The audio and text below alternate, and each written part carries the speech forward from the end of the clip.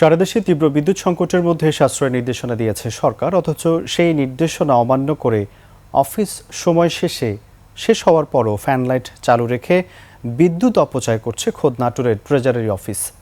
বিষয়টি নিয়ে কথা বলতে গেলে সাংবাদিকদের উপর চড়াও হন অফিসের কর্মকর্তা। নাটোর প্রতিনিধি SM রওশনের তথ্য ভিডিওতে আরও জানাচ্ছেন মনোয়ার হোসাইন। সারা দেশে তীব্র বিদ্যুৎ সংকটে নাজেহাল মানুষ।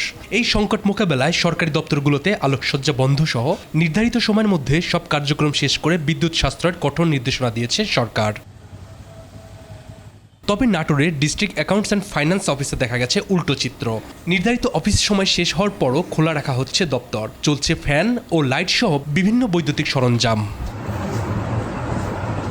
সরকারি নির্দেশনার চিঠি পাওয়ার কথা স্বীকার করে দপ্তরের কর্মকর্তা জানান, ঊর্ধ্বতন কর্মকর্তার নির্দেশেই তারা সময়ের পরও অফিসে অবস্থান করছেন। চলছে আজকে বলেই আজকে নতুন ডিসি স্যারের সাথে আমরা মত বিনিময় সভা করে এসে এই যে আপনি তো জানতেন যে সরকারের যে এই অফিসগুলো 5টার মধ্যে বন্ধ করতে হবে, বিদ্যুৎ বন্ধ করতে হবে। আমরা দেখতে পাচ্ছি আপনার পেছনে ফ্যানও চলছে, লাইটও চলছে। তো এই চিঠিটা কি পেয়েছেন আপনারা?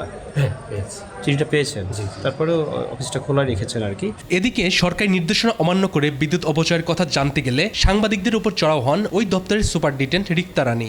এক পর্যায়ে তিনি 21 টেলিভিশনের সাংবাদিকের ক্যামেরা কেড়ে নেওয়ার চেষ্টা করেন এবং হুমকি দেন। যায় না, একটা শুধু গলে একটা ট্যাগ ঝুলে আসলে তো মনে বোঝা যাবে না আপনি সাংবাদিক কিনা। আমরা আমাদের গ্রাহক হচ্ছে সরকারি কর্মকর্তা কর্মচারীরা, সাধারণ মানুষ কিন্তু না। সারা দেশে যখন বিদ্যুৎ সংকটে নাকাল মানুষ, তখন সরকারি অফিসেই যদি অফিস সময়ের পর বিদ্যুতের অপচয় মানা না হয় সাশ্রয় নির্দেশনা, তাহলে এই সংকট কাটবে কিভাবে? সেই প্রশ্নই এখন সাধারণ মানুষের। মনোয়ার হোসাইন, 21 টেলিভিশন।